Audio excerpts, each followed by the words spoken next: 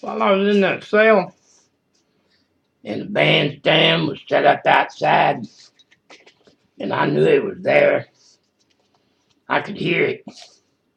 I kept hearing Willie start up the song Whiskey River. That dun dun dun dun dun dun dun dun dun dun dun dun dun dun, and that's as far as he'd get.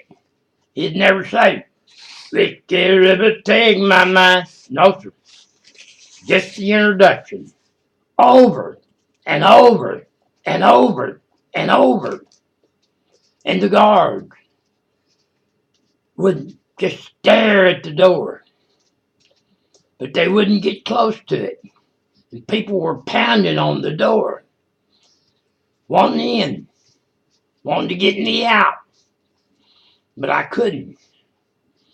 The guards would not respond, and I tried tapping Morse code. I tried begging them. I tried escape. None of it worked. None of it. Not that time. Not at that time.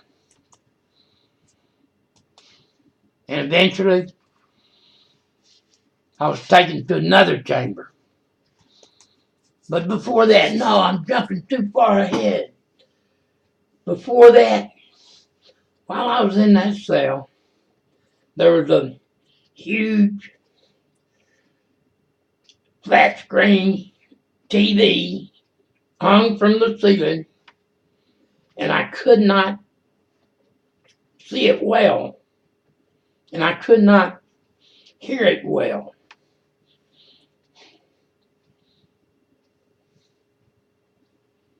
But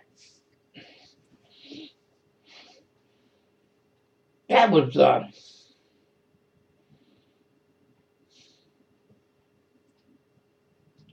after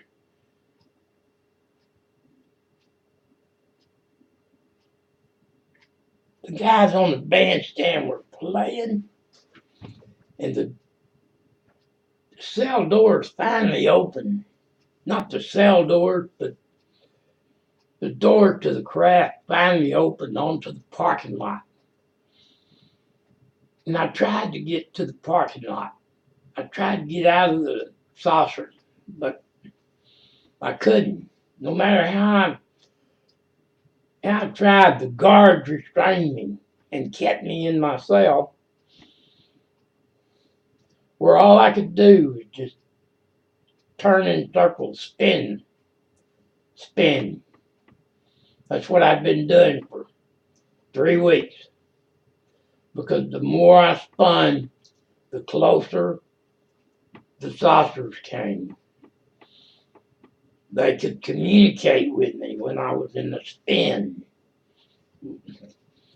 I'd have to whirl in circles, and I'd follow the dot in my eye that was guiding me. And I'd see the main spot, and it would show me which direction to spin. And the other little dots came to represent the guards. And that way I knew when the guards were coming close, because the little dots that I saw in my eye would move in unison with the guards, so that I knew what they were doing.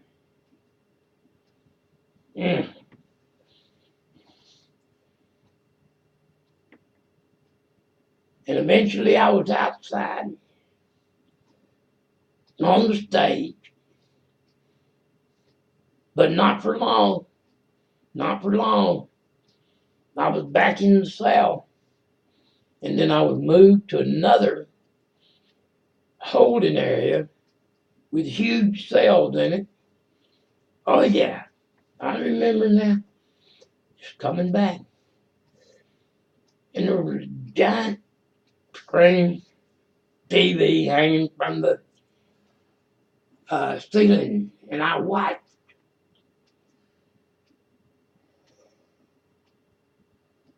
No, not at that time, no.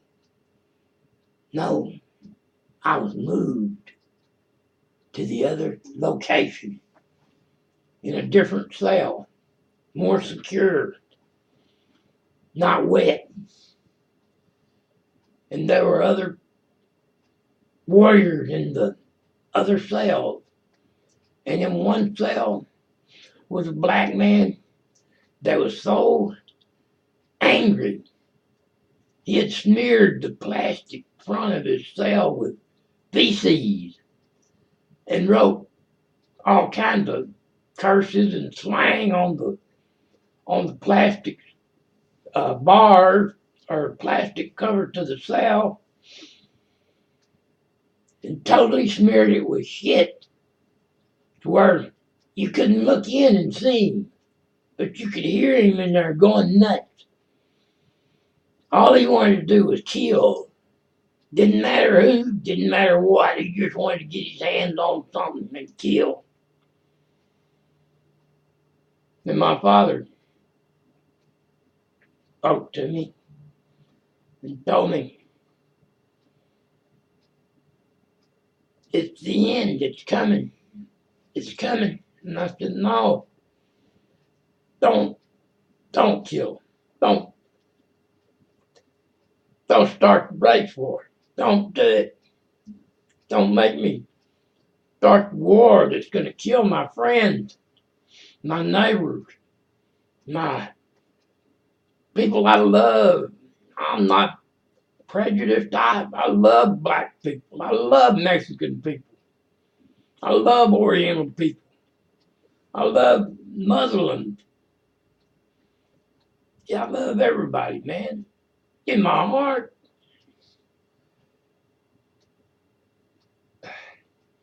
And so I pleaded with my father. What can I do? I can't get a cup of coffee. What else? What else? He told me, if another black man dies at the hands of a black man before I arrive, the world will end tonight. And I said, oh, I'll try. I'll try to hold on. And at this time, I was being strapped to a cross. And it was a huge cross, made out of crystal, not wood. It was like glass. And I was being lashed to it.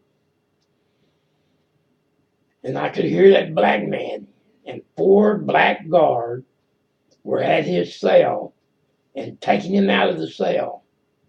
And I was so afraid that he would kill one of them or they would kill him. And I cried and I begged and I prayed, please, please don't let this happen. Please.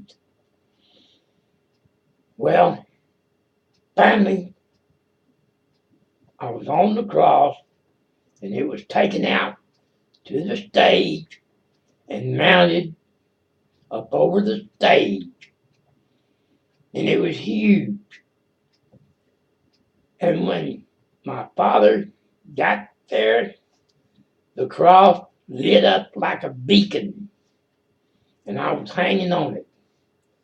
And I was so in pain and hurting so bad.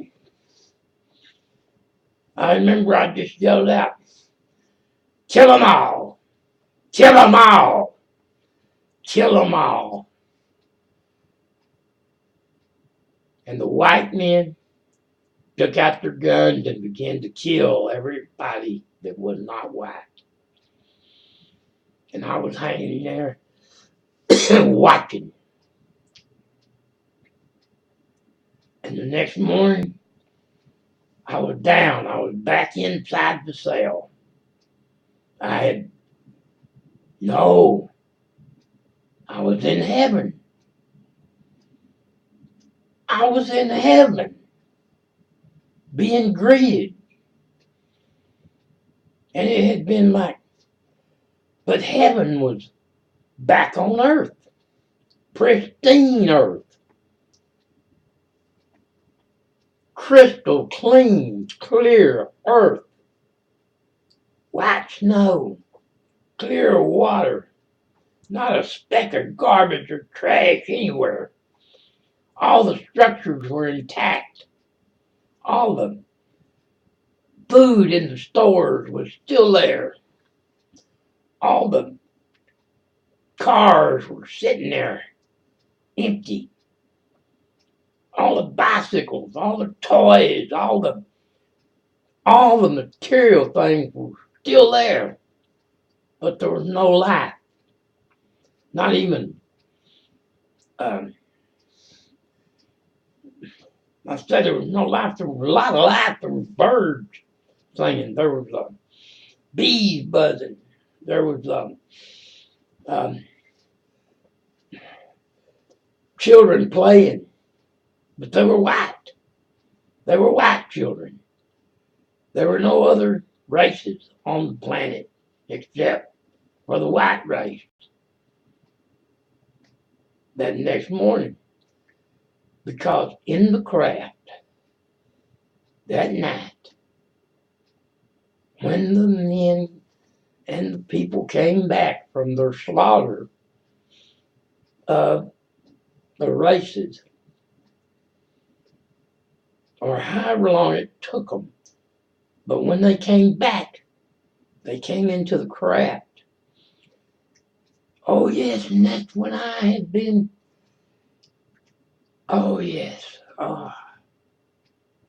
Oh yeah. Oh, now it's coming back. Now it's coming.